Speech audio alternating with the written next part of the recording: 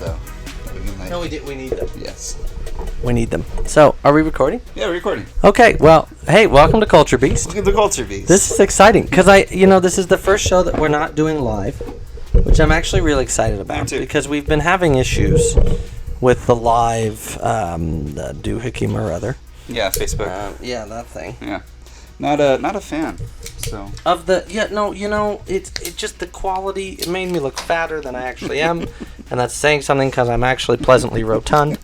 And so it's just frustrating that I'm literally fatter than I was. You look thinner though. It's because I've been sweating. Sweat literally pours it out of me, and literally just the fat oozes out of my pores. I've found. What are you smoking, Paul? I got the sweet Jane. Ooh. Yeah, I wanted something sweet. I think it's gonna pair really good with I this. think so. I think so. Bourbon? Is that what yeah, bourbon. Yeah. Bourbon. Yeah. Back to basics. I feel the sweet Jane for you is a basic. I've got a Gurkha Real Robusto, which I'm very. I literally just picked it because I thought. No, but that's cool. Great, and I love that because it lets me see into your mind. It is a Connecticut wrapper. Mm-hmm. I'm very excited about it. I haven't had a lot of great luck with some of the Gurkha blends being consistent, but I'm really excited to try it. I haven't had just one, and I like having cigars that I haven't tried before. Right. I'm very excited about this. Cool. Cheers. Yeah, cheers. I don't know if we cheers cigars, Chink. but chink. Oh, we can't say that. That's a. Oh boy. Shall we? Off to a rough start. I kind of feel like we should light them up at the same time. How do you feel about that? 2, 3. Oh yeah, you feel that? You hear that? I don't know why I said feel that. You can't feel it. Do you feel it?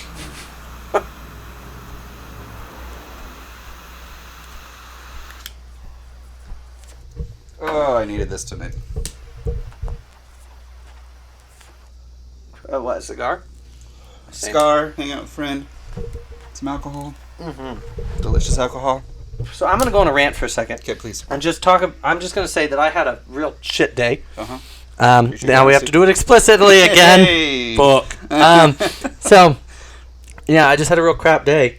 And it's so amazing to me how the Lord works, right? Yeah. And because this morning I was like, I'm in a bind. Like I know none of my friends are, like I'm gonna have to figure this out. Like I'm tired of struggling. Mm-hmm. And then like the Lord this afternoon like poured out on me. Dope. Like all these people reached out, even people that didn't know what was going on were like, hey, I just really feel like I want to help you. Rad. Like it was just so good. It was so good. That's dope. It was so good, and so I had to have a conversation with the Lord. Like, sorry, I'm an idiot. I didn't mean to be upset.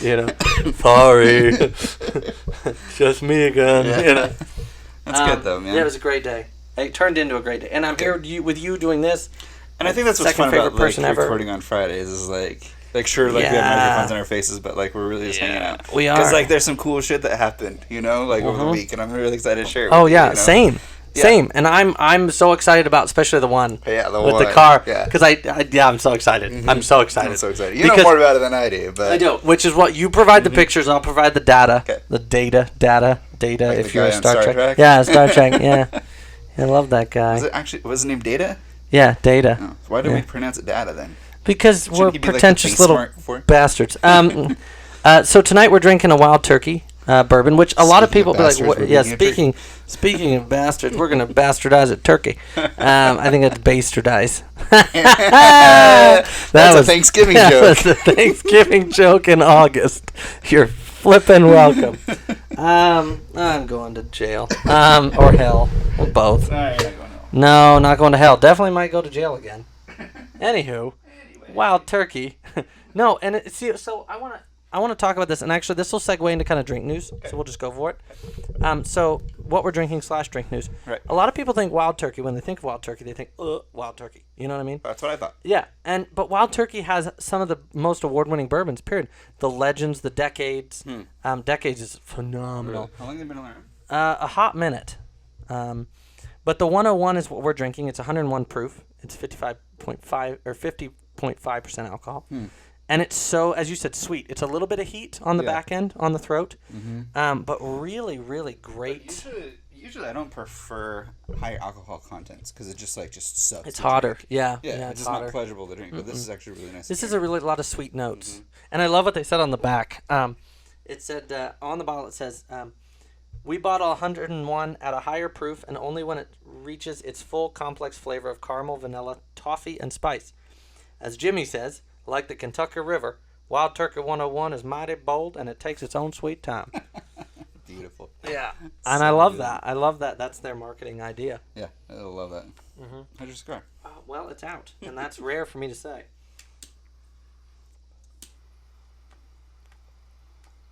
While you're doing that, I'm gonna check, make sure that we're still recording. There you go. Well, hurry up, because I got stuff to say.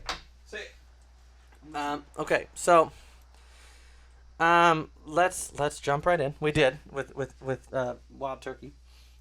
Also, I have coffee news, which is drink news. I do have coffee news. That's amazing. So my good friend Andrew Newman, gave me some Stumptown, some Holler Mountain. Oh, really? Yeah, okay, sweet. And because he went to Portland. Yeah. And so I got a bag of it, and unfortunately I already ground, because I would have ground a little coarser, because I'm a French press guy, right? Because I have no idea how to do a pour over yet. That's okay. So I just stick to what I know, which is easy. Which is great. But I love French pressing. And so what I've found is that the Holler Mountain in a French press is one of my favorite coffees I've ever tasted. Really? I love it. That's great. I love it so much. And I've had the Holler Mountain at Black Dog. And I think it was made to be in a French press. Yeah. Because I've had it in their drip, you know. And I've had it as a French press. And the French press was so much more complex, I feel. So many more notes I found. Yeah. And we really, should do that as a pour over. I would love first pour over, so we can can I'll bring contrast it. Yeah, let's do it. Yeah. Let's do it. We'll video it. I would love that. Yes. I would love it. But yeah, so I'm getting in. I'm trying, Paul. I love it. I was actually just having a conversation earlier today with somebody about French presses. Like, I love French presses because they're easy, but I'm terrible at cleaning them. It's like they will sit for weeks that's not good. with coffee in them, and I feel so bad. No, French presses are great because they are forgiving. And you can be lazy with them. Brewing wise and cleaning wise, they are very forgiving. And for a guy like me who doesn't know about pour overs and such like that, it is the perfect in between. You know, because I don't have a big air pot. Right. And I don't have a Chemex. Yeah. So you make a bunch of coffee. But I do. But a normal size French press is about as much coffee as I drink in the morning. Right. So it really does work out. So good, man. Quite well. Me happy. I'm very excited about it. It's a long way from Dunkin' Donuts. It's a long. Which I read they're closing 800 stores. Yeah. 800. Yeah. American runs on Dunkin'. Not anymore. Not anymore. No. What are they gonna run on now? No. They're not running. They're walking now. It's a slow walk, it's a pimp walk. So did they dragging that left foot? So did they run so much they got enough exercise, and then they're not going to Dunkin' Donuts we're all anymore. thin now, so we don't need the stores. They advertise themselves out of a job. Well, those bastards. And here's a great way to keep your stores open. Try making better coffee. Whoa, that's a fact. Having said that, I grew up on Dunkin'. I love Dunkin'. It's always got a special place in my heart. And when I'm in any airport that has Dunkin', I get a cup. I'm not ashamed to admit. I am ashamed when you're around, but I've had Dunkin' once. Do you remember that in my house? Yes. No. That's the second. I guess I've had it twice. Well, no. You didn't have it. You told me to throw it away. Right. That was the first time I've ever seen that. I saw you. I thought you made it for me. I think I might have started to, and then you saw the bag and you were like, oh no. Probably right. And then but that was young and dumb and stupid, which means the same as dumb. But yeah, so that was my coffee news. Do you have coffee news? Yeah. I mean, aside from Dunkin' Donuts. Yeah, that's a big deal. Yeah. It's funny because our friend John Ludwig, loves Dunkin' Donuts, and he's cut up about it. Well, but I messaged him, look, man, it's time to start liking good coffee. It's time. Yeah, it's time. When you live in the same city as Gary from Revel, you have no excuse. And I learned that through you and through Lenny. Yeah. When you live in the same city as Gary, what's his last name? Thiessen. Yeah, when you live in the same city as Gary Thiessen, shame on you if you drink anything else. Yeah, it's hard for me to drink any other coffee because Gary's just so good and so consistent. Speaking of, how was your coffee from the place with the thing, Florida? The Abra? Sure, the Cadabra. Yeah, the Cadabra. It was good. Alakazam. Yeah, I've been drinking it all week. Good? So it's been good hot and cold. Oh, I was gonna ask. Yeah, I would like to try it cold sometime. Yeah. I love a sucker for cold brew. Oh, dude. Cold brew with a little bit of sweet Italian cream. Yep. Whew. So I'll. Bless you, so Lord. when I do an iced Chemex, a lot of people put like the ice in the Chemex. Yeah. Which I just can't get like the ratio correct when I do that. Well, and I just feel like that's counterproductive. Yeah. So what I do is I do less. I dose more. So I add more coffee in, and then I have a smaller yield out. Oh, okay. So that way it makes about like 16. So usually for like it's more potent, like a cold brew is. Right. So it'll make like a 16-ounce iced if you feel like a 16-ounce cup full iced. Yeah. But it's only about 12 ounces. Yeah, that makes sense. So it'll melt everything, but still have enough. Yeah. So if anybody's wondering the ratio, I do 25 grams of coffee in, and then I will do 320 grams of water total. You're such a nerd. Oh, dude. You're such a nerd. Heavy. My other coffee news is that... Yes, I think it's time to. We use 320 grams of coffee on this one and water, Dude, and it's just wonderful. We use 4 granules of coffee, but 320 grams of water. That's how you sounded like saying that, because you said it in your voice, but all I heard was, "Well, indubitably, yes, you understand. We at Eton College here, us fellows that of the intellectual types." That's what I heard. You heard me as an old English grumpy gentleman old English curmudgeon with a the handlebar mustache. No, the chops that go into the mustache. And a monocle. Yeah. Oh, absolutely. And your little walking cane with a duck head. And a little terrier. Yes, Scotty. Really, it had Scotty. a sweater, matching sweaters. You two. I want to be that guy now. Anyways, They'll keep talking about grams of water, and you probably will be. It should be milliliters. Do you of water, realize but that we could have different characters on the show, and nobody would? They'd think they were real people. Mm-hmm. Well, now they won't, but they could 2 seconds ago. They could. Surprise. Yeah, Bryce. No, it wouldn't be named Bryce. It'd be like Lord Kensington or some such tomfoolery as that.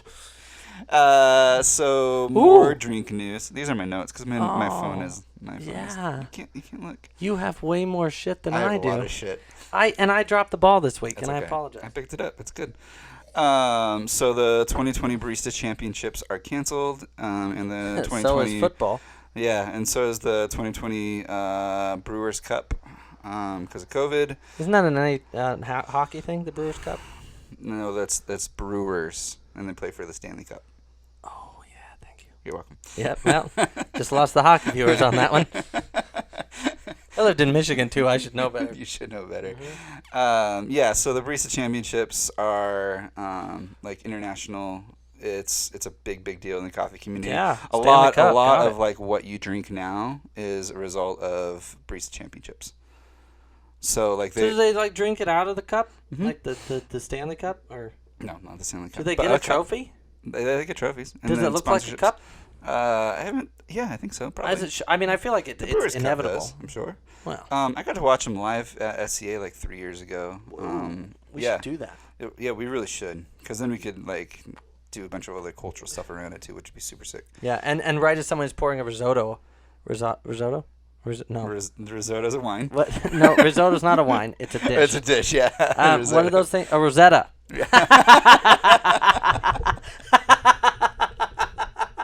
As I pour the risotto. As they pour the risotto. As they pour the ravioli.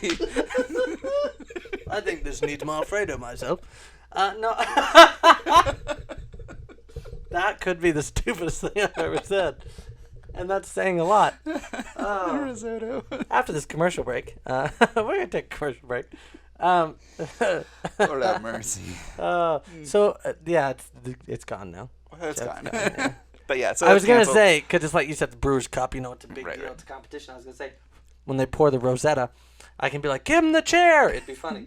But see, the joke isn't funny now because I called it a pasta rice mushroom dish. I should try making that sometime. Risotto? I've never made a risotto. Risottos are wonderful. I'm a huge fan. I'm not very good at making them yet. That's the next thing I'd like to master. Also, my sister has been she makes bread like you. She literally doesn't do it. She does it by feel. Really? Yeah, it's disgusting. How does it? How good she is at making bread. Like she can feel the dough and be like, it needs more salt, it needs more water. What? Dude, it's unreal. Huh? But she's gonna send me some bread recipes, I think. I need to know how she does that. You do. You need to meet her. We need to go up to Spokane. Need. Oh wow! Hey, Yeah. Pour your risottos. Go. That's so stupid. Son of a gun. I'm just a big loafer when it comes to those jokes. We need to move on. We're going downhill. We'll trim the crust off that joke, and we'll keep moving on. Hey. Well, I mean, it's on the screen. It's on the screen. I know. I'm pressing for content here. Well, hurry up, because I want to talk about the two things that I brought to the table. Okay. So I heard there's a new wine bar in Billings called Cellar 8. Have you been there? What? Yeah. No. Who told you? Nobody told me. I saw it sponsored on Instagram. Well, we need to. Yeah, we need to go. Let's go. Okay. Also, that new coffee shop that opened. I did it? The rail line? Well, it was supposed to. Really? They had a grand opening thing. That's great. They're going to. Huh. I want to go. Yeah. I know Eric pretty well. Eric Basie. Oh, CLDI. CLDI's doing that. Yeah. Oh, yeah, we have to go. Those are our buddies. Absolutely. I went to a local kitchen and bar the other day. Yeah, over in the West End. Yeah, have you been there? Yeah, I used to go for brunch all the time. Dude. They had these this French toast that was done in Grand Marnier. It was unbelievable. Yeah. So Grand Marnier was in that cobbler I made. Oh, yeah. So. I had a burger. It was it was so good. It was so good. And I met the owner, Kenny. Yeah. Super cool dude. Yeah. My friend Mariah serves there, so that's why I went. Mariah. Storley. Yeah. She used to she used to work with me at Manzeva, and she works over there now. And so she said she's working for lunch, so I went and visited her. We should go. It was so good. Oh my gosh. I had a hazy IPA from oh gosh, where was it? Little town in Havre. It's got a brewery in it. Havre is a little town. Yeah. It has a brewery. I can't remember the name of it. I tagged him. But anyways. Okay. So that's and then our friend Robert. God Pastel. bless Robert. Yeah. And I'd like to talk about Robert for a minute if I please. can. Talk about a journey. Oh yeah. That the Lord has them on. I mean, Luca is what, 5-6 months now? Yeah, I think 6. And should be about 3 or 4. Right. And just an amazing preemie baby. Amazing warrior little kid. Dude, yeah. Fighter. Had another surgery this 2 weeks ago, last week. And they're back now. They had to go to Denver and they come back. And they haven't been married that long. And what a testament to the love they have for each other and the love they have for the Lord. Because, they, out the gate, we have our friends, the Higgs, who their third child was kind of the one where they had to go to Denver and the hospital and everything. But this is their first. Yeah. And, they're going to make some good-looking babies. Yeah, they really are, for sure. Good-looking people. Yeah. But, what a testament to that. You know what I mean? I think that's wonderful. Anyway, continue. Yeah. Robert, Pastel Creamery. Yeah, Pastel Creamery. Yeah. So I got some of their ice cream, which I said that we were going to have some. He said it was like a white chocolate ganache with freckled chocolate and then Tang. Yeah, like the powder. I guess. The Tang drink. Yeah. You never had Tang as a kid? I have, yeah, but okay. I guess it's where it comes from. Stupid. Dude, it's so good. So I said that we'd have some. Yeah, so I can't figured wait. it'd be fun to share some here. Yeah. Let's do it at the end. Yeah, for sure. Yeah, let's do it. Cool. I have some food news. Yeah. Since we segued into that, and I like that better instead of going, "What food news you have?" I just like segueing. I ate tonight dinner at Stacked. Oh yeah. Love Stacked, Montana Grill. Steve is good people, man. Yeah. And shout out to my buddy Ryan Romero. He's the chef there. Oh, really? Sous chef. He cooks. But I had this smoked bacon gnocchi, which is like a potato pasta. They like little pillows, and it was one of the best meals I've had in Billings in a long time. Wow. The best gnocchi I've ever had in Billings, and it was just phenomenal. I think also Stacked has the best burger in town. Oh, really? Yeah, I do. I do. I mean, the burger that I had the other day. I would be willing if you get one from local, and I'll get one from Stacked, and we'll split them, and we'll do a comparison. I love it. So anyway, let's drink for a minute. Let's, as my friend Aaron in Queens would say, let's drink about it. Man, it just keeps getting better too. It's so good. So when it gets a little light of a cigar, I think, with it personally. How is it with the Sweet Jane? It pairs really well. Good. The sweet That's wrapper, good. kind of like. Yeah, and this is a sweeter bourbon. It's very sweet. Because I felt like if it was different contrasting tastes, I wouldn't. I don't know. It just pairs with. Yeah. No, I'm down. What else? What else do you have to talk about in this food and drink category? That's all I got. Okay. What should we move on to? Fashion. You have any fashion news? I do. Question mark? Yeah, I just gotta find it because I was. Actually, can you go on Instagram, sir? I gotta find that. Hold on, I gotta find it. Because I did have fashion news. I'm very excited about the fashion news, actually. I can talk to you about mine. Oh, you're turning your Wi-Fi. What? Will you turn your Wi-Fi for me? Well, I've been. We should have done that in the beginning. We should have done that in the beginning. That's all right. So this is strange, but my hotspot, the button for my hotspot, is gone. The button for your hotspot? Like, I can't. The hotspot is right there, but it's gone. Huh. Are you not able to hotspot? I guess not. Well. Can we not look stuff up then? No. Not unless I turn on mine, but. Well, that's annoying. I'll hold on. I'll just maybe connect to my phone. We're gonna delete this part. Okay. Well, mine's somehow connected, so okay. What, to mine? No, to my phone. My phone's doing the work. Yeah. God bless you, iPhone. God bless you. God bless you, then. God bless you, governor. All right, what am I looking up? All right. Yeah, that beetle's cool. Look at that beetle that just came up. What? Oh, ooh. It's nasty. It's so good. Well, it says I have hotspot. Well, that's all good. What am I looking up? That really irks me. Gives you the irks? I'm paying for it. That's the thing. I'm paying for it. I'm going to have to call about that because I'm paying for the hotspot on my plan. And I do not have it on the air. Anyway, so, so if you could look up something for me. Yes. No,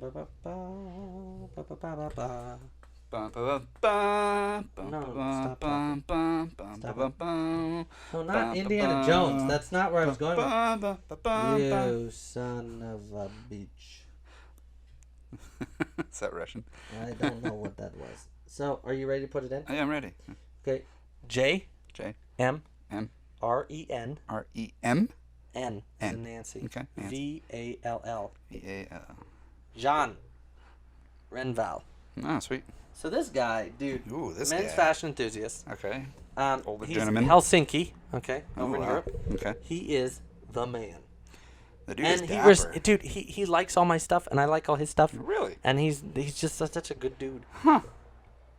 That's amazing. But anyway, I'm being the kind of more high-end fashion guy. I want to highlight his summer fashion is on point. Yeah, it is.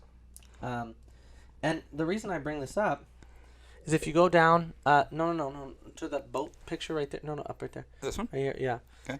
No, go away. This one, right sweet. here. Okay, He's wearing a scarf, Paul. He's wearing a silk scarf. Hey, like we talked about last week. Yeah. And I just want to show you. So it's very much and if you look, he's got a lot of silk scarves on. Yeah. But just a dapper individual. And if you look at his pictures, he's always happy. And he's just always having a great time and enjoying his life. And I think that's part of what draws me to him is that he enjoys his life. Yeah. So I think that's much. what's like kind of cool. Can we follow him? Give him a little follow. Oh, it burped on camera again. Cute. Oh, that's so cute. Like, look at his and it's a fashion I think we both can appreciate. Mm-hmm. Absolutely.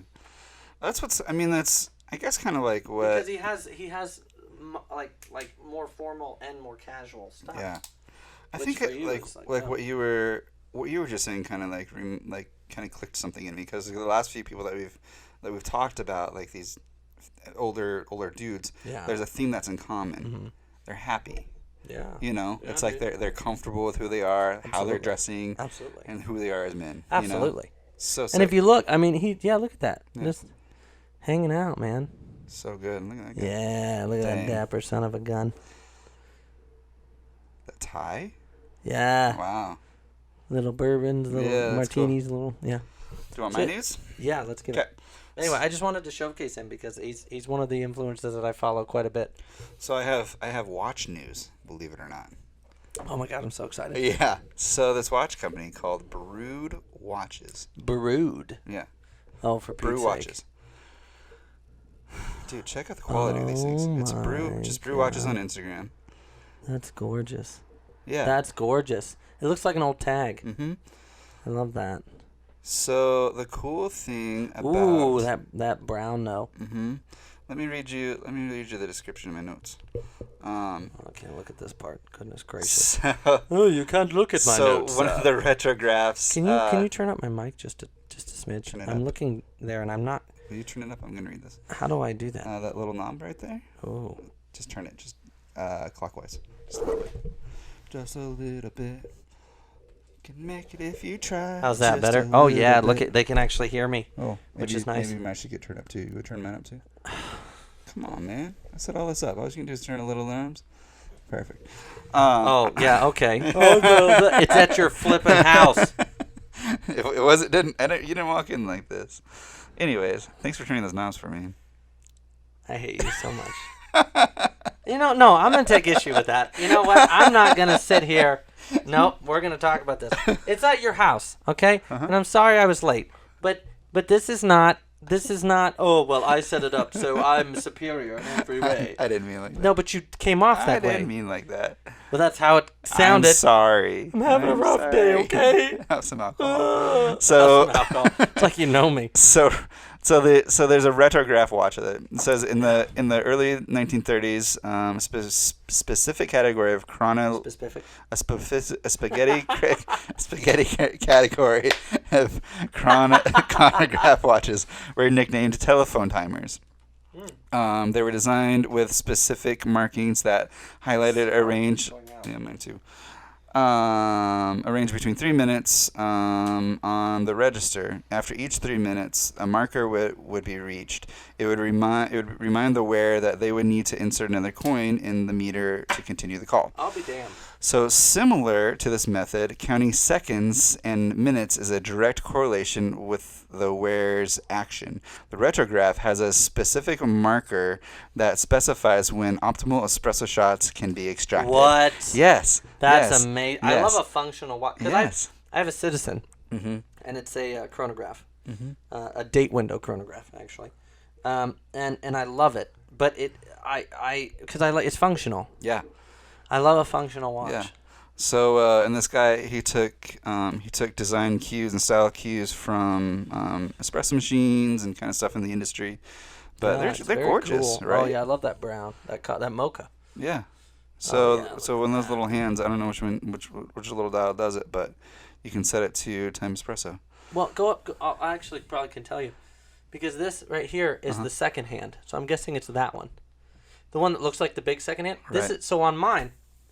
This bottom one is the second hand. Okay. So I'm guessing that's the second hand as well. I don't know though, because they all say 60s, 15, 30, and 45. So one of those other smaller dials is the second hand though. That's wonderful. But though. I thought you'd be kind of stoked on that. I am stoked on those. Gosh, look at how, and they're thinner. I love that. Mm-hmm. Buy me one for Christmas. They're like $400, but yeah, sure. Yeah, well, we're gonna be rich by then. That's right. So that was my one. That's not one. I have a couple other fashion news. Okay. Vans did a. For Pete's sake. Yeah, dude. Vans did a. I'm not a big Vans guy, but they did a. Collaboration with Simpsons and the Simpsons theme. Just in case. Okay. Yeah, which was kind of interesting. Like very, very bright, colorful sort of styling, which is kind of cool. Good pictures of this. I do. I know it's not your vein or your avenue, but you know what? Well, it's cultural and it's happening, and we're talking about it. It's not my cup of tea either, but I don't like gimmicks. Yeah. I don't like gimmicks. It's not my cup of tea either, but I think it's kind of a fun collaboration, I guess. Ow, that cigar is hot when you put it up against your arm. I bet it is. Let's see. The Simpsons collection. So just kind of some interesting styling. Cool. Yeah. Oh yeah, look at those. Kind of weird. God. Yeah. It's not everyone's cup of tea. It's not mine, but like I said, it's cultural. It's going down, so I figured we'd talk about it. That's important. Mm-hmm. And I mean, Vans has always been kind of a cultural, extending their cultural finger. I mean, they've been around for decades, so kind of cool. That's all fashion. I want to talk about cigars for a second. Okay, yeah, because please. I have actually four cigar people, cigar smokers, aficionados, and brothers and sisters of the leaf. This is a really big deal. Okay. Hold on, I'm going to make sure that I'm listening. But yeah, I'll wait because I want. This is important. Make sure we're still recording, which we are. Fantastic. Cool. We're going to edit this part out. Okay. So, are you familiar? You've probably heard me talk about Nat Sherman cigars. Yeah. 90 years they've been doing this, and they have this big, I guess, storefront and club and all this stuff in New York. And when I say since 1930, okay, they are closing for good. Wow. Why? Well, COVID? No. So they were bought out by Altria, which is a cigarette company. Weird. The Altria Group in 2017 bought them. And it was never really part of their repertoire to have cigars. Okay. They bought it because Nat Sherman also does really high-end cigarettes. Interesting. Blends. I used to smoke Nats when I smoked cigarettes. And I can't tell you how upsetting this is to me. Yeah. Because Nat Sherman, not only has it been a staple in the cigar world, but it's been a staple in New York. Right. For a long time. Yeah. And it was the true tobacconist. You went in there, you picked your blend, they rolled you a carton of cigarettes, and wow. that's how it used to be. I didn't even know that culture existed. Yeah. Like that. Oh yeah, it was a huge deal. But I mean, and they have this really cool club in there, and it's, it really is sad because it's the end of an era. Yeah. I mean, Nat Sherman has been the purveyor of fine tobaccos for 90 years. 90 years is a long time. And it's. So what does that do to the tobacco industry? Does it change it? Well, yeah. I mean, it's the loss of to give you an example, it'd be like if they stopped making Jag. Right. Jag's been around for a long time. Yeah. And always refined, always elegant, always. Yeah. A statement. It doesn't matter how old the Jag is. A Jag drives blah, blah, blah, blah, blah, blah. A Jag drives down the street, and you look. You can't help it. Right. People who don't even know cars go, whoa, because it has a presence. Nat Sherman has a presence. If you bought, and this is a personal opinion here, but if you bought a Nat Sherman and smoked a Nat Sherman and another cigar person saw it, they're like, okay, that guy's got class. Yeah. Because Nats were, to me, they were really cool. Yeah. Yeah, so I'm very upset. It'd be like if La Marzocco stopped making espresso machines. Yeah. It's a big deal. Or can we still get some? Once they're gone, they're gone. Yeah, but we can still have one. I'm gonna order some, I think, just because I want them. Yeah. Rarely do I buy a whole box. Yeah. Of the same cigar. I think I'm gonna this time. Maybe I think I'm gonna splurge. Should order some. I think maybe so because and have one in honor because absolutely it's really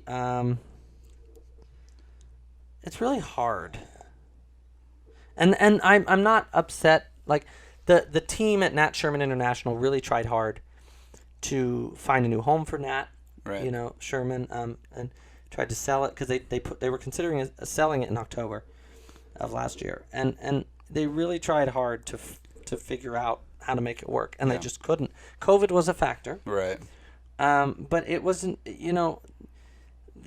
Altria bought Nat Sherman for its cigarettes, not for its cigars. Right. So when it came down to budget cuts, for them it was an easy decision. And you see a lot of these smaller cigar brands that have been around for a while getting bought by these bigger companies. Right. And it really makes me sad because it changes the cigar. But it also, this is a big flippin' deal. Yeah. I wonder how much it 90 years in the same spot. I wonder how much it has to deal with, like trade, because like stuff coming in from other countries, is really hard to get right now. It's probably more expensive to get, So. Well, it just breaks my heart a little bit. I mean, honestly, it really does. There's no other word for it. It breaks my heart a little bit. Absolutely, totally understandable.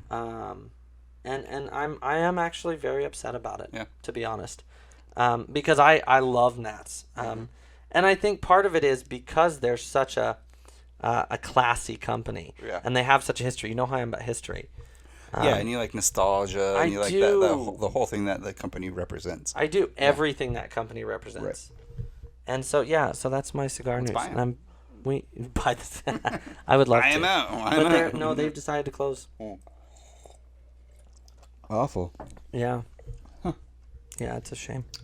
I have music news. Okay. If we want to move into that. Yeah. The Midnight put out a new album, which shouts to Robert.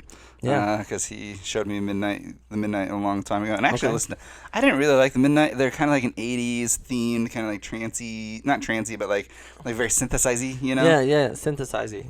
Which I'm not like... S-Y-N, no. Which I'm not super stoked on, but like this album's really, really good. Porter Robinson... I'm so tired of lighting this cigar. This is what I'm talking about. Yeah. Gurkha, if you're paying attention, your cigars are not consistent. They're not consistent, and I don't like it, Gurkha. You're pissing me off. Now we're learning together. Porter Robinson, he's kind of I don't know how you call him, but he doesn't have a band. He just kind of makes music, right? Yeah. He came out. Does he shout on everybody else's records like DJ Khaled? No, praise the Lord, he does not. Yeah. That guy, I mean, talk about. I mean, he doesn't even have to do anything. Right. DJ Khaled. We the best music, and then $1 million. Boom. Right. Yeah. Boom. Done. And he's on everything. Everything. It's annoying. But he Porter Robinson came out with a single called Something Comforting, and I've been listening to it on repeat. Okay. On repeat. Something Comforting. I'll look it up. So good. Glass Animals came out with a new album today called Dreamland. Nice. Yeah, which I listened to just roughly. The first 4 tracks were incredible. And Medellin, one of my favorite artists, Medellin, is coming out with a new album on the 14th. Ooh, that's exciting. Yeah, so hyped on that. I have some music news. Ooh, okay, cool. Not a new album, called Giant Steps by John Coltrane. Okay. And it's regarded as one of the greatest jazz improvisation songs ever. Really? Yeah, because he does it. It's a math equation. And, the circle of fifths, he basically made a triangle and would just rotate it. And that was the key. The key, if I showed you the sheet music and explained to you why this is ridiculous, you would be blown away. But there's a YouTube video about it, and I don't have the link, but I'm going to put it up on the Culture Boost website. Cool. About what he did and why it was so iconic, to the point that it's gone down in history as one of the greatest jazz records of all time. Really? But if you listen to it, the story behind it is the jazz pianist who's improvising. It's very staccato. It's very broken up. It's because he can't keep up with the key changes. Wow. It's that crazy. Wow. And John Coltrane, and it's also further shown when after he's done, John Coltrane gets on the saxophone and does this crazy riff. Huh. It's unbelievable. Interesting. So I mean, that's not a genre that I typically dabble in, but I definitely want to listen to I'm going to send you watch the link when I put it up. Okay, I will. Because it breaks it down into why it's crazy. I need to hear it. Yeah, you do. You really do. What else you got? There's a car time. I got some BMX news. Okay. I know you're itching to get to the car news. I am, because we have very exciting announcements. Yeah. I have a few. Piggybacking off somebody else's announcements. Yes. The Haro team went down to Arizona, put out a little video, which was really cool. Yeah, really cool. I have BMX news, Paul. Oh, what? I do. Yes, I forgot about this. Okay, go. So I'm so excited to share this with you. That's all that I have for BMX news. It's really good. Okay, go ahead. what bike I had. Oh, remember, sweet. It was a red line. Okay. Nice. You know what I'm talking about? Yeah, I remember red lines, yeah. Mm-hmm. It was blue with red line. It was great. I loved that bike. Yeah, I was very excited. I thought it was something else. Everybody else had like mongooses, and I had this one. I had a red line. So and I felt like I was legit, even though I didn't do anything but ride it around. I love it. Yeah, and I didn't have pegs on the front. Did you just have them on the back? Huh. Yeah, because when I went down a hill, I would do like this. Just lay stand on the back. Yeah. Do you did a trick? Is that a trick? It's a trick. Oh my God! I did a trick, Paul. I did a BMX trick, Paul. I love it. Yeah. Now I'm suddenly interested in more BMX news. Yes. Can we Hold on. I got to show you. I have one random thing. Okay. This guy's account. His name is the Way of Chi.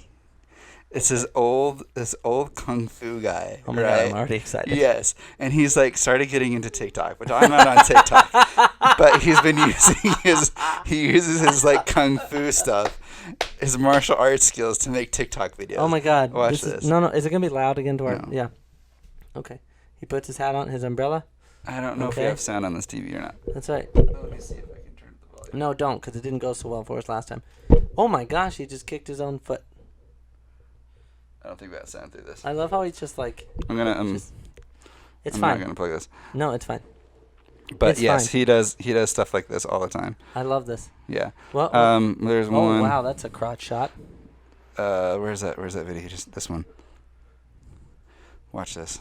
I'm watching. Oh, Tai Chi. Oh my, throat punch. Whoa.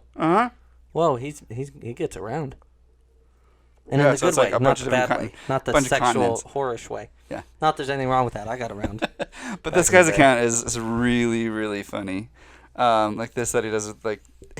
He's like if Mr. Miyagi shaved his beard and moved to Tulsa. Yeah. But what you can't hear is like it's like terrible hip hop that he like puts all his videos to. That's wonderful. Yeah. He literally just killed 9 imaginary guys with a broom. It's amazing. I wish there was sound to this. Okay, we gotta figure out how to get sound. We'll put some on the on the beast. Okay. The beast. The beast. Can we talk about it now? Yes, we can talk about it. Yep. Okay. Can you put it up there? Yes, I can. GordonMurrayAuto.com or whatever it is. So we're excited. I talked about this several weeks ago. Or do you want to announce it? You go ahead. No, you go ahead. You go ahead. You're way more excited about it than I am. I peed a little bit. Yeah, go ahead. So Gordon Murray, who designed the original McLaren F1. Mm-hmm. Okay. Yep. Auto royalty. Yep. In all engineering, design, lest we forget that the F1 had a gold-lined engine bay. Right. Because gold dispersed heat. Right. Better than, say, aluminum. Yep. I'm sitting like this for now. That's fine. Oh my gosh. So, I'm just gonna. Yeah, go ahead. Take over for a second. Scroll. Look at that. Mm-hmm. And what I love about the T50, it's the world's lightest supercar, as it says right there. But what I like about it, I think, is, one, let's talk about that engine. Right. That V12 Cosworth. Mm-hmm. The fact that he went to Cosworth and not only said make it faster, but he said make it. Right. And look at it, Paul. Oh, gosh. Just a monstrosity of wonderful. It's all naturally aspirated. Yep. World's highest revving V12 road engine. 12,100 RPMs. And here's the thing. It revs from 0 to 12,100 in 0.3 seconds. That's ridiculous. That's quick. Yeah. So it's probably going to have a digital tach because a normal tach wouldn't be able to keep up with that. That's probably true. Yeah. Well, it couldn't in the LFA. It couldn't in that. Right. But just, Paul. Mm-hmm. Paul. It's got an H-gate shifter. Look at it. Yes. And you can have a and buddy. Did you notice something? The H-gate shifter? No. The buddy? No. Where it's located. In the center of the car. Yep. Yeah. I love that, it's man. Nuts. Yeah. Center mounted controls. Even that. Mm-hmm. Look how pretty it is. Beautiful details. And I love that the linkage is, the pedals is, and just look at it. Look at it. Just look at it. So we're on Gordon Murray Automotive. Their Instagram. Oh, look at that. Jeez. And it's an 8-speed There's the man manual transmission, yeah? Yeah. But what I love about it is, and this is something he wanted to make very clear, is he wanted it to be an analog supercar. Mm-hmm. I'm talking naturally aspirated V12, regular manual gearbox, nothing fancy, no crazy aerodynamics. Right. Which I really appreciate. So Johnny Lieberman, you know Johnny Lieberman? I do. Yeah, he started pulling the thing apart for its aero, you know?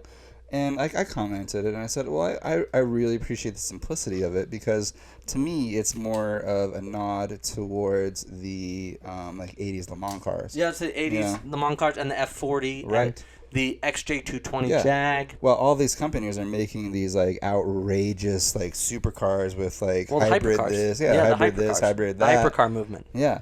Like this dude. And he could have done that. He could have done that. You have to remember, until the Bugatti Veyron came out, the F1 held the world's fastest road car. Right. For a long time, for what it is. I mean, now it's getting replaced every 10 months, it feels. Right. But to the fact that he could have made I just can't wait to see it perform. I can't wait to see. I haven't seen any sound clips or anything like that. No. Yeah. Well, I mean, they just released what it's going to look like this week. Right. But this is a big moment. I mean, we're culture beasting in this moment, in this time period. Yeah. To be able to say, you know, and hats off to you, Gordon. Sir Gordon Murray. I mean, like a few weeks ago, like we were talking about how bummed we are about how, like, you know, cars are kind of moving away from you know, big engines, and they're moving to electric and all this stuff. Well, like Magnus Walker says, like not many cars anymore sound like you're in a buzzsaw when you're inside them. You know, like his 277 is a buzzsaw inside. Right. And I kind of miss that visceral feeling. Yeah. You know. I'm hoping someday we drive one. Yeah. No, I think I want to meet him. Yeah. I just want to meet him. I want to him on because the podcast. I do too. But I want to just pick his brain on how, like, I think he's one of the greats. I really do. Absolutely. Hats off to you, sir. Yeah, for sure. I have car news. Yeah, go ahead. So last week we did the, what was it, cars you can get with a manual transmission? Yeah. And what was the other list we did? I don't remember. Japanese cars. Yeah, we'll get to that. Yeah. I have a new list called the 15 Most Beautiful Cars on Sale for 2020, as told by Maxwell B. Mortimer and Daniel Golson of Car and Driver. Okay. And I agree with most of the things on this list. Okay. But I want your take on it. Okay. Number 1, as it should be, is the Alfa Romeo Giulia. Yes. As it should be. A lot of people don't like the front end. I think those people are stupid. It is awkward, but it works. It's not awkward. It's gorgeous. It's a nod to vintage Alphas while still maintaining that and it is a gorgeous car going down the road. Yeah. It stops people. Yeah, I saw. There's one in Billings, yeah? Yeah, there's 2 in Billings. Yeah, that's gorgeous. There's 2. And there's a 4C in Billings. A white one. Oh, really? Mm-hmm. Huh. Roadster, yeah. Interesting. I haven't seen it. Love that. And the fact that that's the 4-door is number 1. The 2-door, I think, is going to be even prettier. Yeah, absolutely.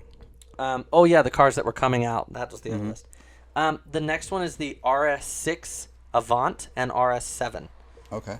And that's, the new Audis. You can see a picture of it here. And if that's where Audi's going, oh yeah, thank you, Lord. Absolutely. Because they're getting away from those giant grills. Well, they still have giant grills, but good looking car. BMW is making the whole car grill at this point. Yeah, the whole front end is a grill. See, my phone's going to do that thing again where it doesn't like me. Hang on. We'll get there. We'll get there. We got this. When that happens, I'm going to make sure that we are still recording. I love how we're going to get to cut this and then it's going to be fine. That's how that's the growing pains. So, let me puff on the cigar because it is going out again. This is not okay. No. The third one, which is another car I agree with because even though it is bonkers and way too expensive, I think it's probably one of the prettiest cars that's come out in a long time. Is the Aston Martin DBS Superleggera, which Superleggera means super light.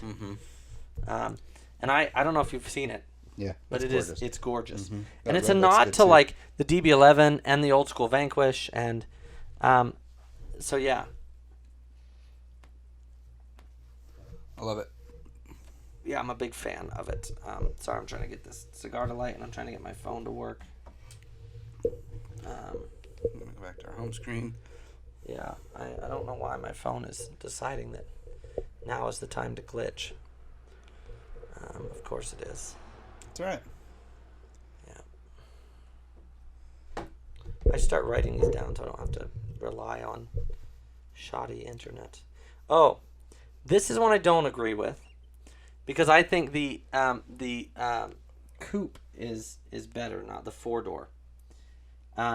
The BMW 8 Series Grand Coupe, which is the 4-door 8 Series. Yeah. The 2-door is way prettier. But I think it's the best-looking BMW in a while, and I think it's the best-looking BMW on the market. And the fact even the 2-door is massive. Yeah. Yeah, they're big Big car. Bigger than the Bentley Continental, which is saying something. Because the Bentley Continental... It's a big car. It's a huge car. For a car, like a 2-door coupe, it is huge. Yeah. Well, the Rolls-Royce Wraith, it's like stepping out of a Yukon. Right. I mean, it's a 2-door Yukon. Pretty much. Dude, I've stood next to one, and I'm a little guy, and it's huge. 2-door Suburban. Pretty much, man. Like, Because it's not high off the ground, but it's tall. Right. It's a big car. Huh. Interesting. I'd be curious to see one in person, actually. You do the scrolling. Okay. Check So this braided. I love that. I love that too. So. Okay. Yeah. So the Aston Martin, the BMW 8 Series, which, I mean, look at that. It's a 4-door, but it almost looks like a Stinger. Yeah. I hate to say that. Like a Stinger mixed Sorry, with BMW. like a Stinger mixed with a Jag. Yeah. I like the 4-door. I don't. And this one I wholeheartedly agree with. I think because the Veyron was fat. Yeah. It was a fat man with Pumas on. Yeah. Really nice Pumas. Yeah. Having said that, the Chiron is, I think, gorgeous. Mm-hmm. And like, I appreciate them for sticking massive wheels on these cars. Oh yeah, massive. Yeah. And the massive tires too. And they fit on there like so perfectly. They're just it's just a good call. Yeah, and I mean, can we just be honest about it being the fastest car in the world too? Right. 8-liter W16 quad turbo. Quad turbo. Jeez. 8-liter. Ford GT updated its car. So the top one is when it came out in like 16. The bottom one, it really does flow better. Yeah, it really does. Yeah. Like they softened the edges, I think, and that livery.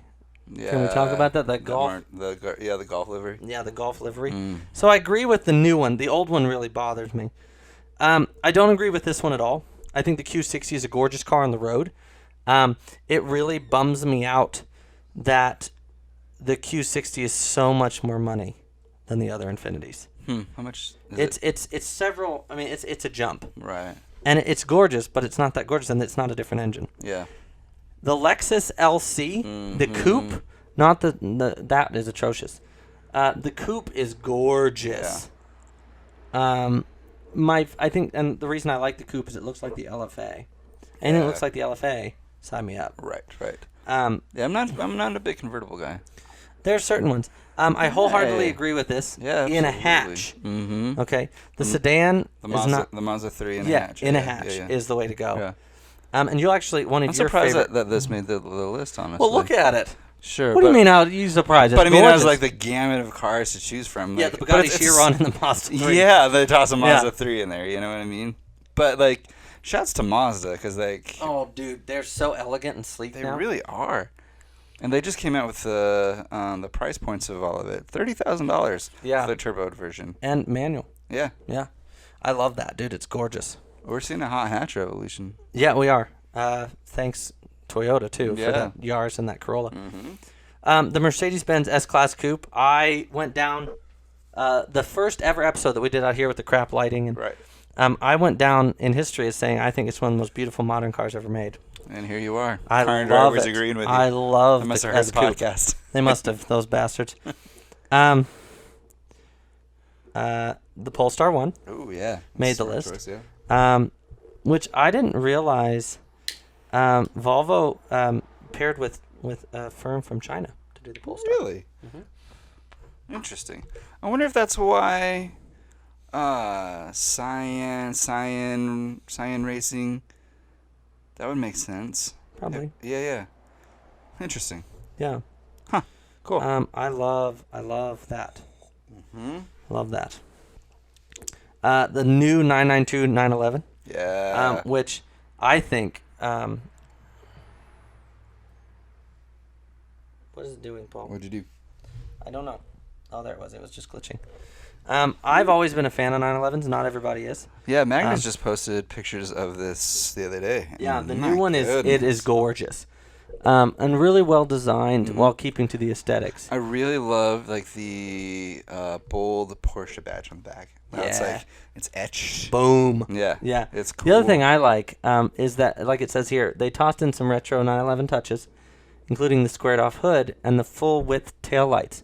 The full width taillights make me so happy. Yeah. A lot of companies are doing that right now. Yeah, the light I bars. really like it. Yeah. Yeah. And who started that? Oh, man. Dodge. Well, in the new, but I mean, light bars, Porsche sure, did them but in like, the 80s. But like the putting into production was Dodge with the the Charger. The Charger and the Durango. Yeah. Which I was like, I'm not a Dodge fan, but when I saw when I first saw those, I was like, wow. Yeah. Wow. And everybody's doing them now. Now everyone's doing them, yeah. The Porsche Taycan. Yeah. I disagree. You disagree? I think it's heinous. Ask me why I think it's heinous. Why is it heinous? It's electric. Moving on. Fair. Yeah. And okay, hold on. Let's please work. Anyway, let's go back to that. Why is it that every four-door car that Porsche makes is hideous and looks like the Hunchback of Notre Dame? I don't like the Panamera. It's garbage. I love the Panamera. I hate it. Oh my gosh. I hate it. And I even drove one and I really liked it. And then I stepped outside and was like, "Oh, I'm driving the Hunchback of Notre Dame." This one I think should be number 2 on the list.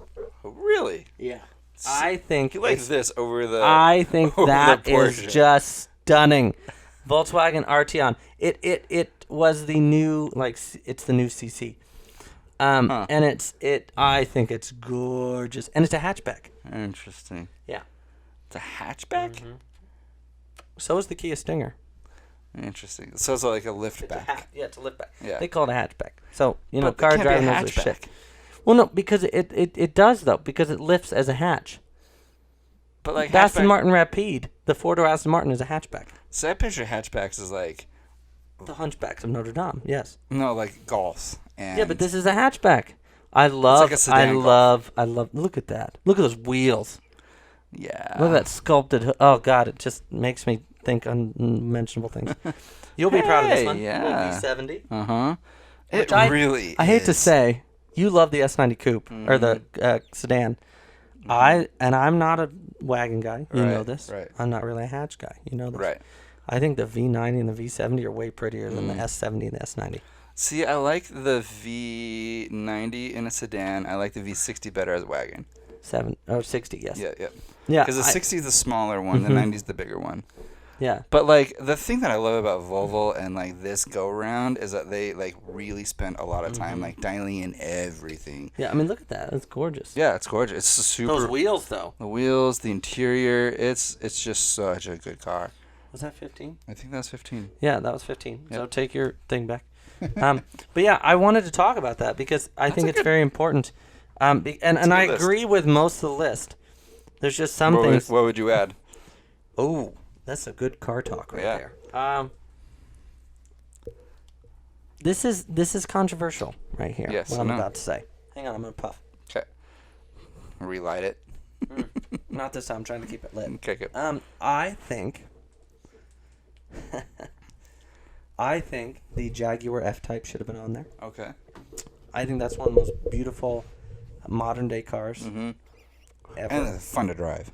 Oh God! And they just even the V6. I actually prefer the sound the V6 makes. Yeah. Same with Aston Martins. I prefer the V6 over the V8 sound. Well, they don't make a V6 Aston Martin. They did. They did back in the day. Yeah. But like way back in the day. The Vantage came as opposite. That was a V8 or a V12. V6. Nope, it was a V6 back in like the late 70s. What? Yep.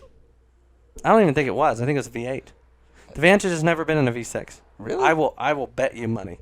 Huh. I don't have any, but if I did, I would bet it to you. No, I'm serious. Aston's my shit, okay? Like, you know this. Okay. Aston, all the European... Maybe it is. Maybe... I'm sure you're right. I don't know why I'm questioning you. I don't know why you're questioning me either. I thought we've been over this enough times for even if I'm wrong, you just let me go because everybody's happy. Aston... There's another car I would add. Okay. And that is the DB11. Yes. Speaking of Aston. Yeah. I think it's gorgeous. And if I'm honest, which I try to be,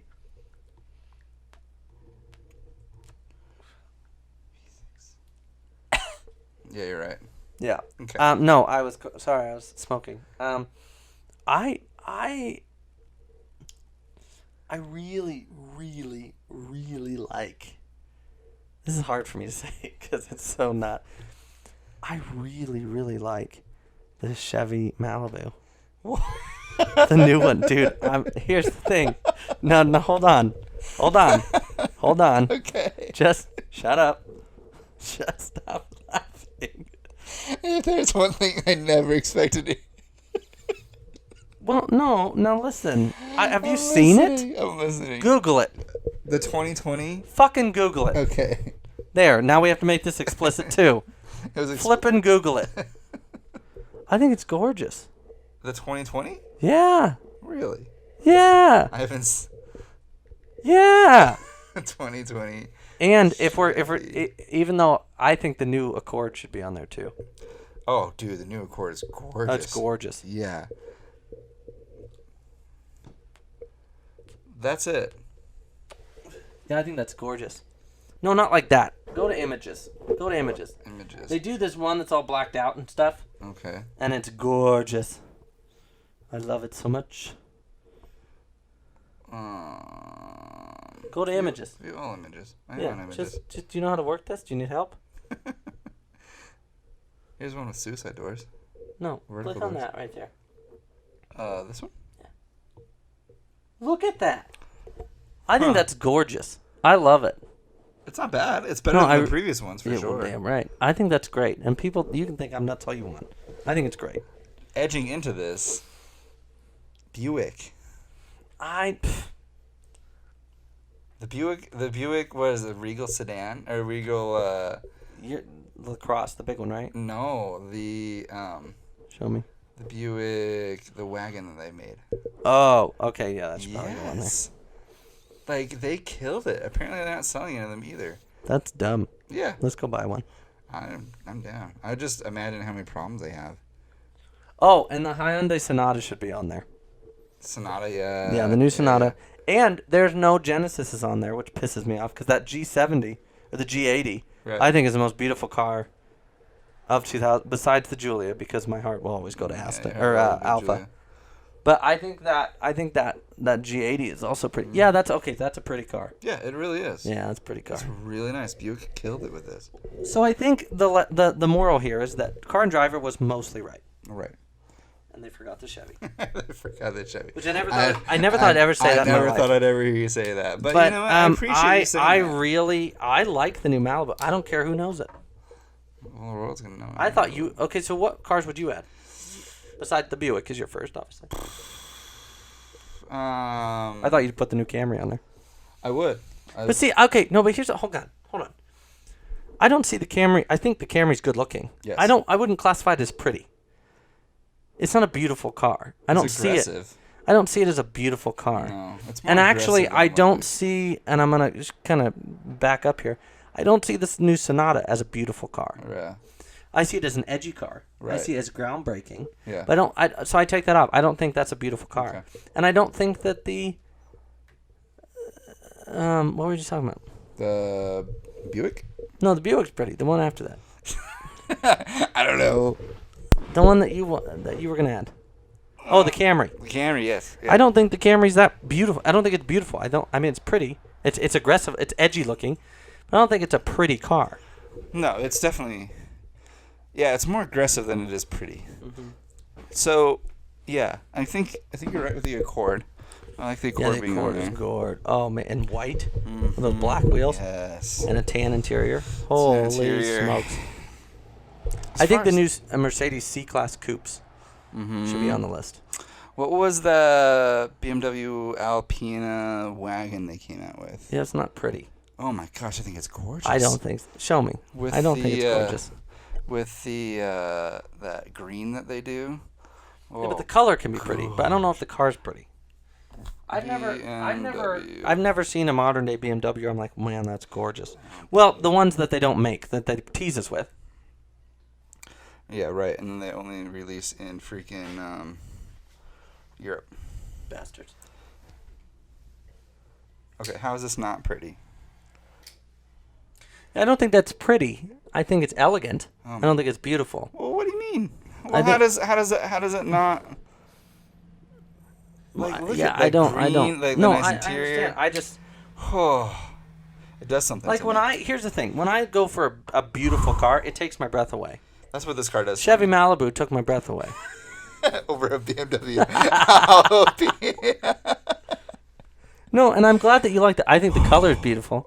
I think the tan interior is the way to go. The multi-spoke wheels. Oh, the wheels. Okay, Alpina makes, I think, some of the prettiest wheels.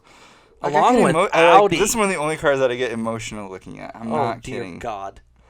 It's so good. I mean, the pinstriping on the side is atrocious, but aside from that, like... Okay, car question. Yes. What older car would you classify? So, let's say from 1960 to 1980. What would you think was the most beautiful car ever made? 1960 to 1980? Yeah, 1955, 1960, 1980. That's a good spread. Yeah, but that's kind of when analog cars kind of start phasing out and all this electronic bullshit came on. That's a good question. That's a really good question. Because I know what I'm thinking. Tell me what you're thinking. Maybe it'll spark something to me. I think, well, it depends on the era. In the 60s, I think the most beautiful car on the market was the Jag E-Type. Okay. And I'm supported by Old Man Ferrari, who, on quote, when seeing the car said, and I quote, "That's the most beautiful car that will ever be made." And it is gorgeous, the Mark 1. Yeah. The rest of them, when they squirt off the lights and stuff, and the taillights is garbage. You know, that helps me because I've, recently in the last few years really fallen in love with 60s Cadillacs. Oh, yeah. Oh, with you know how I feel fins. about the old Coupe de Villes. The middle 60s Coupe de Villes, dude. 64? Yes. Beautiful. Beautiful. Gorgeous. And the Link 63 Continental. Yeah. The new Continental. The new Continental. I drove one today. Did you?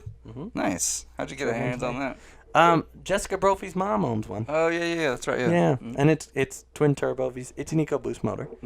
It's got sport. Dude, it's a great car. Yeah. Is it well sorted inside? Yeah, it is very well sorted, actually.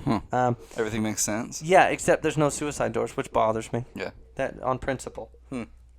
But, yeah, I think Cadillacs, which is the era of the fan, dude. Yes. If I were to be in the 80s, I would say, and this is controversial, but I think one of the most beautiful cars ever made was the Jag XJ220, the supercar. Have you seen one? XJ220. Google it. Okay. It was at one point, it was the fastest car in the world. Really?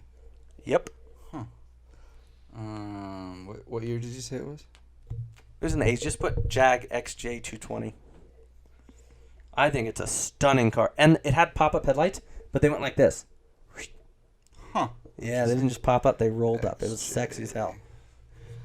And it's a beautiful car as long as you don't look at it from the back.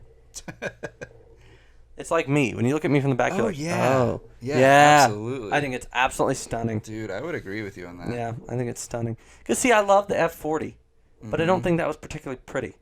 Right. This just has a supercar elegance to it. Yeah, there's no, but it's beautiful. Yeah, it really so is. 60s to 80s. So 60s would be your Eldorado, your Caddies. Honestly, yeah, this kind of touches onto what we were talking about last year, or last week. Seems like all a year of last ago. year. The Toyota. You're not gonna agree with me on this. The one. 2000. No, the Toyota. I don't like the 2000. 2000 GT. I think you're dumb. I like them. The thing that drives me crazy though is the door on the fender. You seen the door? I love it. Fender. I love it. I hate the door on the fender. Dude, I think it's one of the most beautiful cars Toyota's ever made. I think they're gorgeous. I always look at the door. And there's not many of them, so when you see one, it's truly a treat. Right. Where's it? The Supra.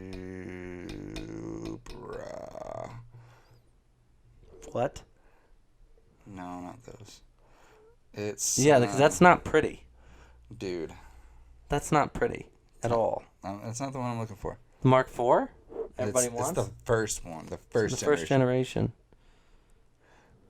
The before these ones. So that was a Celica Supra. Yeah. The Celica Supra. Yeah, that's not a pretty car. Dude, that's my jam. Oh, I want one. But you can want. But I'm talking about stunning cars that stop you in your tracks. I think one of the most beautiful cars of all time was a 1936 Auburn Boattail Speedster. I think it's a beautiful car because it has a presence. It's stunning. It stops you in your tracks. This car. Bugatti Type 57 Atlantica. Stunning car. I'm talking about stops you in your... What? This car stops me in my tracks. Are you stupid? It looks like an old Chrysler. Love these cars. It looks like an old Chrysler. I want one in the worst way possible. Wow. I know. I know. can't. I've almost there are no words for how stupid I think you are right now. But if there were words, I would say, Paul, you're being very stupid right now. Someday I'll own one, and I'll be very, very, very excited about it. I also think the 911, the 964, is a beautiful car. Mm-hmm. It's a stunning car. Yep. And I think the greatest essence of what a 911 should be was in that car. Mm-hmm. Because that was two generations, or one generation before, because then they had the 993, and that was still air-cooled. The 996 was water-cooled. But the 964 was the essence of it. Yeah. Lighter, stripped down. Well, I like the SC, which is the lighter stripped down. Mm-hmm. But and that flat was at 2.8 liter, I think. Flat 6 was just a stunning engine. So good. Do you want some ice cream? Yeah. Yeah. Let's take a pause and... No, with cars. We're not done yet. We're going to do ice cream at the end. At the very end? Yeah. I thought we could eat ice cream and finish talking about cars. Okay. How about that? Okay. Okay. Take a quick, short pause, and then we'll... Do you just want me to just riff?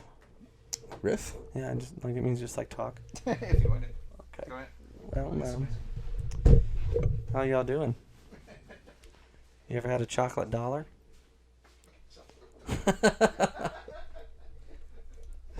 So, while Paul's gone, I just want to touch base on just how wonderful and amazing he is. Paul is one of these people that you can tell him to his face how great he is and he won't believe you.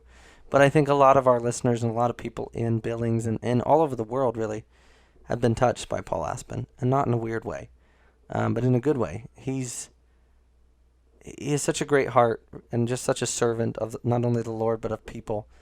And without him, I would truly not be here. I'm a recovering addict, and I don't know if a lot of you knew that, but I hurt and alienated a lot of people. And Paul Aspen kind of brought me back into myself and helped me through some really hard 3 or 4 years of my life. And he was has been the one person that's never left, is the one person who's been stagnant, or not stagnant, but like stable in my life. Not stagnant. I mean, sometimes he's boring, but and I think everybody has a Paul Aspen story that knows him about how wonderful he is.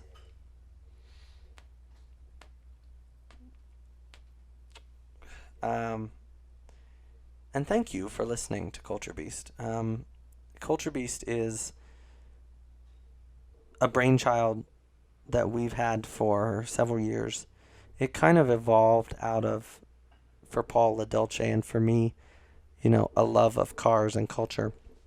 But Culture Beast is also about you, about the people who are interacting with us and who listen and who give us feedback and maybe learn something about food or fashion or music or cars or BMX or whatever.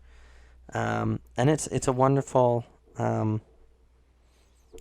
experience to be able to do this and have this set up and to have the time and the energy and just the blessing of the Lord, it seems, to do this. And we're doing it for you. So please call, write in, message us, get a hold of us. We want to have guests on. We want to talk about what you want us to talk about. So please let us know, because this is all about you. We're doing it for fun, and this is how our conversations usually go. But it can't happen without you. Paul's coming back, so we better stop.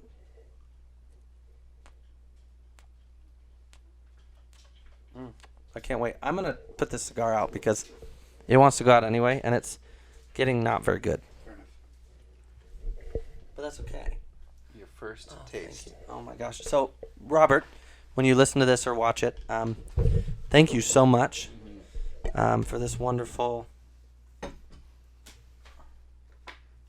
Why are you spilling everything? Because I came out of my house with way too many things. Got myself some iced coffee from Abra Coffee. Abracadabra. All right, get your spoon. Let's do this. I've had it. It's very exciting. It's so good. Oh, no. Oh, I'll just turn this back on. I'm eating it. Okay, go ahead. Oh, my God. All right. This is amazing. You taste the orange. You taste the chocolate. Mm-hmm. This is some of the best ice cream I've ever had. Right? Like, it's perfect. Mm-hmm. This is our friend Robert's startup called Pastel Coffee or Pastel Creamery as I'm drinking a sip of coffee. Pastel coffee. That's next, Paul. That's Stop next. Because he is quite the extraordinaire. He really is. With espresso as well. Mm-hmm. Yep. So good, huh? Yeah, this is one of his first batches. Mm. Hey, Paul. Yes. Did you do your homework from last week? I did not do my homework. Did you do your homework? I did. Okay. Tell me about it. So the homework, if those of you who are just tuning in, go back to last week. So the homework, we had to find. So I was going to find the JDM car that I would buy, and you were going to find the JDM car that you would buy, and whoever found a better one with lower miles for the better price won. Right. Won a cigar, I believe. I don't remember what I bet. So I guess I win by default. Yes. Look at that, you paid. I paid. Yeah. So I found So the JDM car that I would buy today is the first generation NSX. I've always loved the NSX. Mm-hmm. I will have one. Yes. I will daily drive the shit out of it. Yes. I found the Targa Top in my color. It's a 1992. It has 94,000 miles. It's traveled. And it's in Federal Way, Washington for $49,495. $49,495. $50,000. Wow. Well, there were some for like $18,995, but I'm pretty sure it was a Fiero. It could have been. I mean, it's a possibility that it. How many miles does it have on it? 94,000. Is it unmolested? Yes, it has fancy wheels, but it's unmolested. Interesting. Yeah, and that's all I want to talk about it. Where is it at? It's in Washington. State? Yeah. Let's see. And it might be an automatic. It's an automatic. You pay $50,000 for an automatic. No, but just time out. Tell me about it. It's okay. So I found one around the same miles. It was a manual, and it was $72,000. And I thought that I could just buy a transmission and put it in for less money. I'm serious. I was like, well, I might as well just save me $10,000. No wonder it's so cheap. Shut up. By cheap, I mean still stupid expensive. Your cigar's rolling away. Yeah. No, it is. It's stupid expensive, but it's gorgeous. I love the NSX, dude. Yeah, I do too. I mean, to be fair, whether you're driving an NSX, to be fair, whether you're driving an NSX, NSX, or an NSX, NSX, which it probably could be named that. I mean, it's gorgeous. It is gorgeous. Whether you're driving that or not, whether it's automatic or not, I should say, it's still absolutely incredible. A lot of car too. Yeah, a whole lot of car. I mean, it was beating up Ferraris and stuff back in the day. I guess that's how it feels. And I'm a sucker for pop-up headlights. Yeah. Oh, dude, pop-up headlights. You know how everybody has a car fetish? Mm-hmm. Like things that just turn them on about cars, even if they don't want to admit it. Mine's pop-up headlights. Right. Why doesn't anybody bring back the pop-up headlight? Because we've moved on. We've moved on. But have we? Yeah, to LED daytime running lights, Paul. Where have you been? Yeah, but I don't know. I guess I feel like there could someone should. I feel like Toyota, if you're listening. Toyota. Toyota would be the one. If they came out with aren't they supposed to come out with the Mr. 2 next year? The MR2, yeah. Yeah. Mr. 2, that's cute. That's adorable. Yeah, no, and they don't even need to make, because they just need to make it go up a smidge. Right. But a pop-up headlight, I would cream my shorts. There, I said that on the podcast, and you better not edit that out. I would cream my shorts. Yeah, I mean, how great would that be? I'd also buy one.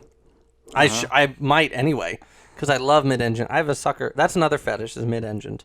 Yes. Because it shouldn't work, but it does. Right. I love that. Speaking of which, I saw another C8 in town, a red one. I saw a white one today. Did you?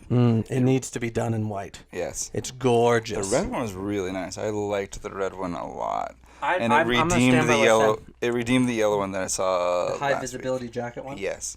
I will say I really enjoy it in white. I bet it looks incredible.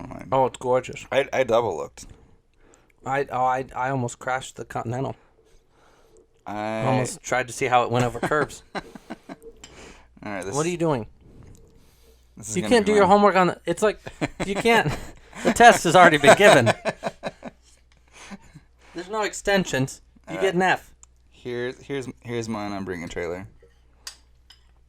I don't even know what it looks like. It looks like that. $5,000. Well, shit. Here we go. One of the most ugly / beautiful cars. I hate it. $5,000. Toyota Celica. How many Supra. miles? New one is in Wyoming. What? So, guess what it is? A manual. Son of a bitch. How many miles, Paul? I don't know. Because right now, price, you've got me beat by $44,000. Let's see. 104,000. How much did yours have? Oh, shit. 94,000. 94,000. Yeah, but that's like, that's a grandma car. Yes, it absolutely is. I don't even know if it's front wheel or rear wheel, which I don't really care. It's probably rear wheel back then. No rust. Runs well. Single family ownership. This thing's been owned since Which means new. that some guy drove it and handed it down to his 4 kids to drive. That's what that means. Look at those louvers on there. It's in Wyoming. Oh, I do. That's another car fetish is louvers. Gosh. I'd put louvers on anything if they let me. It's 5-speed too. It's ugly, but beautiful. It's heinous. It's got big old bumpers on it. And park benches. I hate it. That B pillar is like the size of a Miata. Oh, I do like a Miata though. Mm-hmm. Good MX-5, never hurt nobody. Yep. So that's that. Okay, well you won. I won. Well, if you it might be a draw, man. No, it's not a draw. You would have won if you did it. If I would have done it. Narrated doing a miscellaneous. Other news. SEMA's canceled for the year. Yeah. What? Yeah, SEMA's canceled. What? Yeah, no SEMA this year. Son of a bitch. Mm-hmm. Are you serious? Yeah. Have they ever canceled SEMA? Probably not. I don't know why they would. This year's just turned to shit, man. No SEMA? No SEMA. Yeah, everything's canceled. So everybody that was building cars for it are like, well, what do we do now? Shit. Mm-hmm. Well, at least we got ice cream. Yeah, at least we got ice cream. Shouts to Pastel. What else we got? Kia came out with a new SUV. What? Called the Steltos. Does it look like? It's actually kind of nice. Does it look like the Palisade? No, it's kind of. I said it looks kind of like a Ford Escape / Land Rover. You can get an option. That's like a bastard stepchild. It really is, but kind of cute. Everything's cute when it's little. I was cute when I was little. Kia. So it's cool in every trim, except there's like this blue one that kind of sucks. Anyways, suck. That's true. I wonder if we're still recording. You were still recording. I peeked over.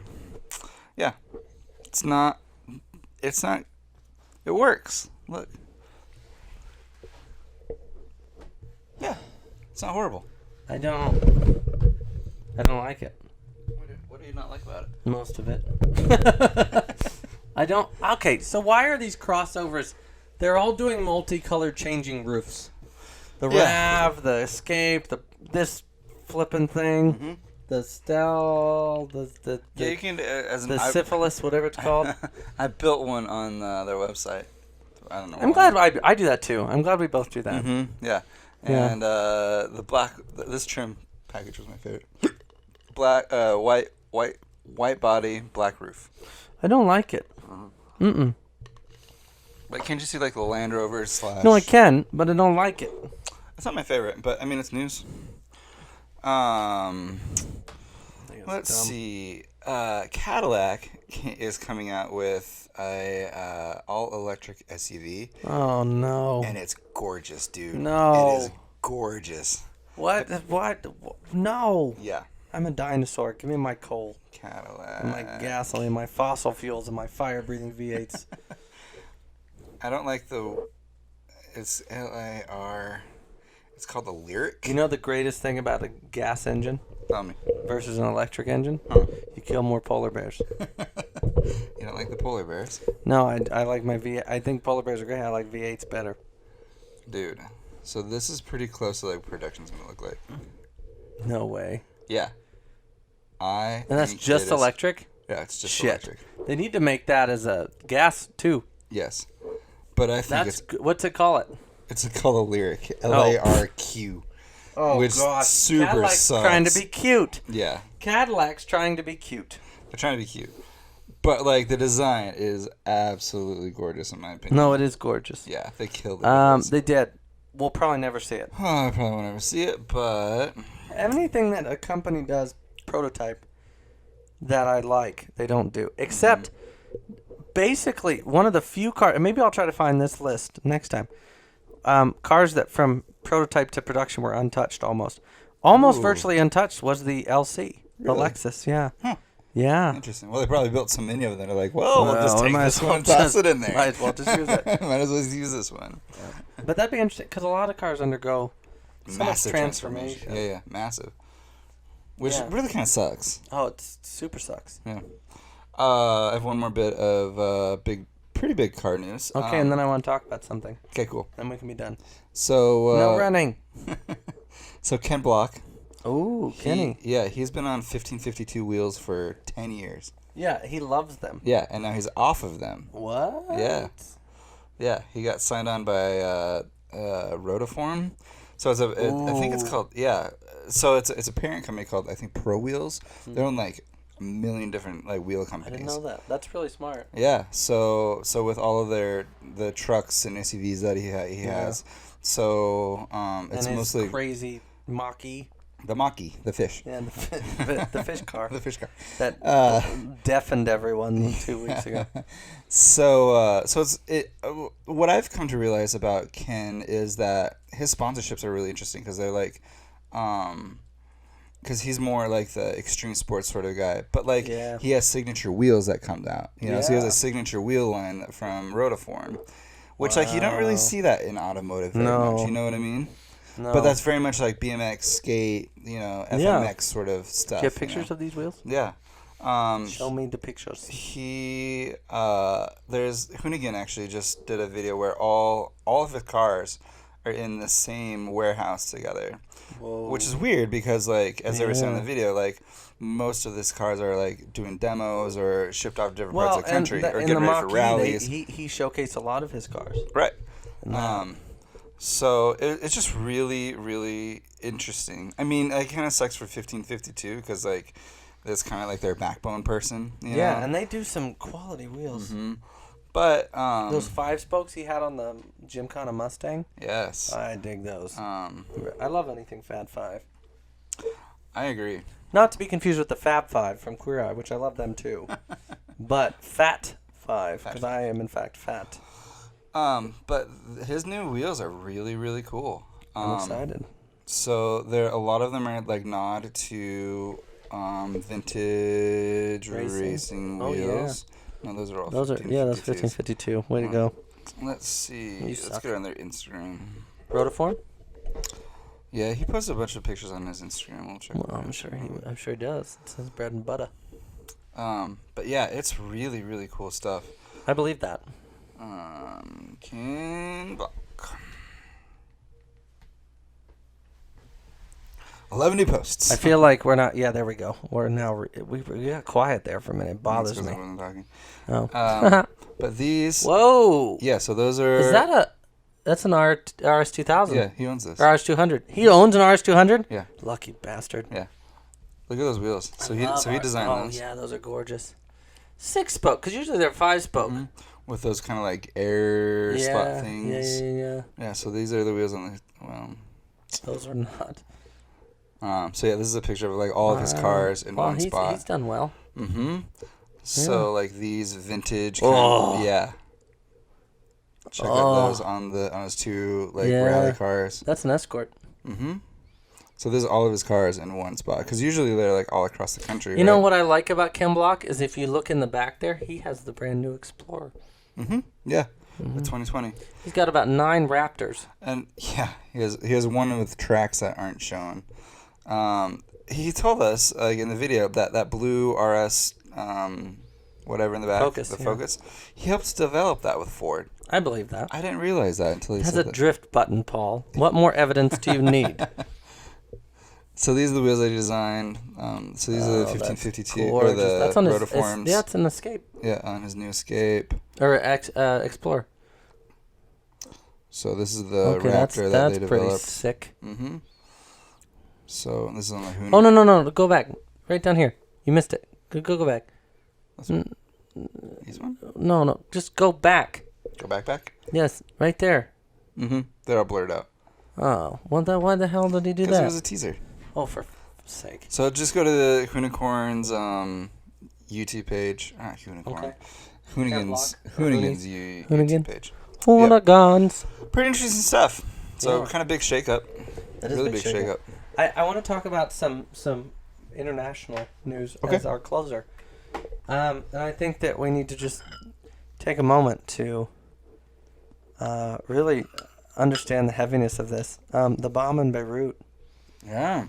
I mean, it had, and I read about it.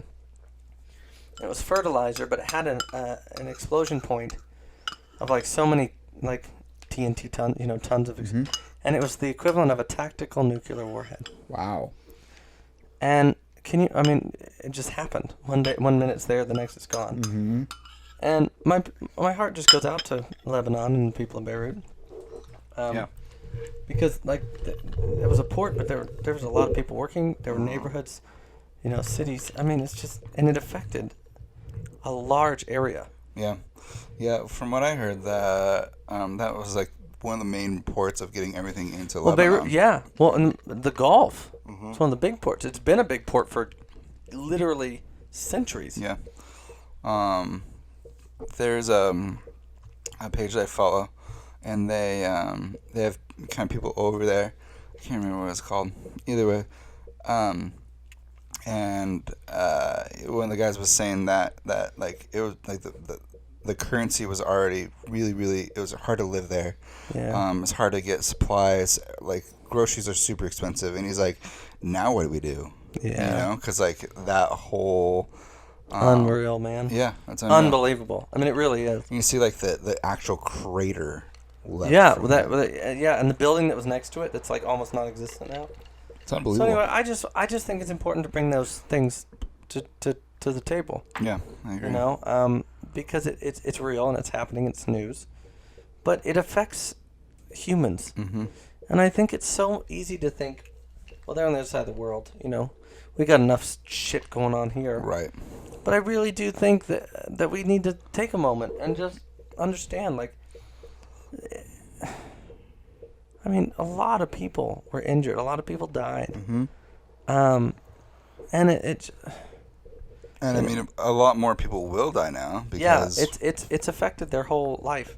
Mm-hmm. So I think it's worth mentioning. So our prayers, for sure. Yeah. Yeah, it's unbelievable watching the footage of it explode. Like when I first saw the video, it must have just happened. And I was like, man, this must have been a while ago this happened. And it was that day. A couple days ago, yeah. Yeah, it was nuts. Unreal. That's all I have. Yeah. Any thanks for this week? Thanks? Mm-hmm. Just friends. I have great friends. Yeah. Another thanks, let me think. I just for God for moving people out of my way. Yeah. And people who are quite close. I mean, you know who I'm talking about. Yeah.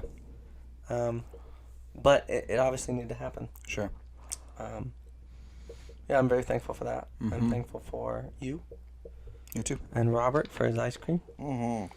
And then I have I want to do a quick shout out to Chad, who owns Uber and by all means. Yeah. Has extended a kind of private, unreleased tasting. Oh, really? Us. Cool. Yeah, so we need to figure out, Sweet. Coordinate that. Another shout out to Andrew Newman. Newman Restoration Cleaning. Andrew's legit. Yeah. Love that guy. Yeah. And just for always believing in me. Mm-hmm. What do you got? Shouts to Ryan Spora, of course. Love Ryan. Yeah, he sat down today at Mazevo and went through like our last week's podcast and kind of showed me some EQ stuff. And nice. Damian Taylor was there too, and he kind of gave some more insight towards that. That's good. That's good. So that was really cool. Shouts to Nicole King with 41 Real Estate. What a lovely human. Gosh, she's amazing. Lovely human. I've been doing a lot more videography with her, which has been getting me really excited for start doing videography with this. Well, you're gonna get your chance at by all means here pretty quick. Yeah. Not kidding. Like. Sweet. Mm-hmm. So that's got me really hyped, and it's cool that like she believes in like my ability to do something that I've never done before. So I really appreciate her friendship and her vision. Yeah, for sure. That girl hustles, man. Yeah, she does. Unbelievable. She's a worker bee. Mm-hmm. Who else do I gotta think? I really like our coffee and culinary scene in Billings. I'm really kind of getting a grip of. Some friends are purchasing restaurants and trying new things. Yeah, Tyler Sampson. Mm-hmm. Yeah, and my friend Owen just bought Sam and Louie's. Yeah, we gotta go. Mm-hmm. I've never been, but since Owen owns it now, it's like a good slice of pizza. Mm-hmm. So, yeah, and I'm glad you've agreed to do this podcast with me. It's always fun. It is, isn't it? It is fun.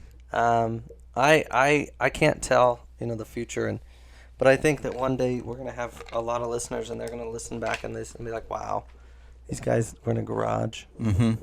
Trying to figure out their freaking recording with their phone. yeah. And I think that, each time it gets better and better and better. Mm-hmm. And I think it's important to showcase the hardship as well and the struggle. Yeah, so, I'm going to work to post this one on YouTube and then share it onto Facebook. So yeah. Should be pretty fun, even with like that big gap of whatever we lost in that footage. So, thank you, people who are listening and watching. Yeah, and the people that have given us feedback. We couldn't. You're the reason we do it, and we couldn't do it without you.